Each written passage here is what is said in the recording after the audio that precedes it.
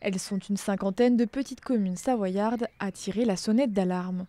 Deux dotations de l'État, la TAD, taxe additionnelle au droit d'enregistrement, et le FDTP, le Fonds départemental de péréquation de la taxe professionnelle, ont vu leur montant changer à l'automne. Alors, Villard-Léry, 272 habitants. J'ai perdu en 2023 20 000. J'ai perdu 70 000 en 2024, 70 000, soit 90 000 en 2 ans. Une perte significative qui s'explique par la modification des modes de calcul de ces aides. L'enveloppe de ces fonds vient de l'État. De l'État, il donne, je dirais, l'enveloppe au département, qui définit les critères, qui donneront des attributions, des dotations, et le préfet fait un arrêté sur ce qui a été proposé par le département. Monsieur le préfet, en 2023, donc il y a 2 ans en arrière, avait constaté que les critères ne répondaient pas en globalité au texte de loi.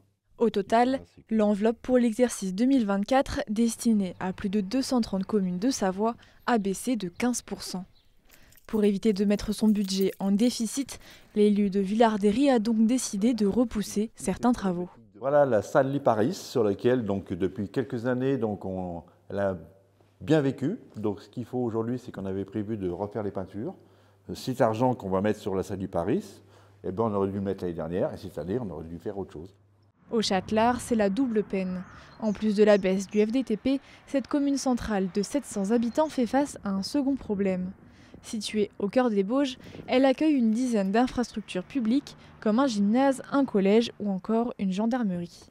Gérées par un syndicat externe à la commune, ces structures représentent néanmoins un coût pour la municipalité entre aménagement de l'espace public et absence de recettes fiscales. Avant, quand on était chef-lieu de canton, donc il y a plus d'une dizaine d'années, on avait des dotations supplémentaires pour compenser le fait qu'on avait des institutions publiques dans notre commune et qui faisait qu'on avait une perte de revenus. Et depuis, on a pu ces dotations supplémentaires.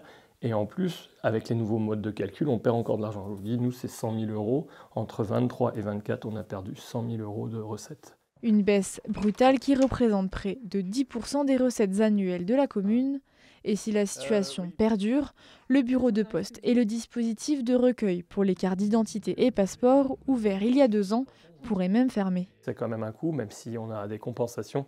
Les compensations ne compensent que le SMIC, qu'un demi-SMIC, que ce soit pour l'un ou pour l'autre. Et aujourd'hui, on a besoin aujourd'hui, si on veut garder des agents, c'est pas avec un SMIC qu'on maintient des agents dans un territoire comme le nôtre. Face à la situation, 29 maires ont déposé en décembre un recours contre le préfet de la Savoie.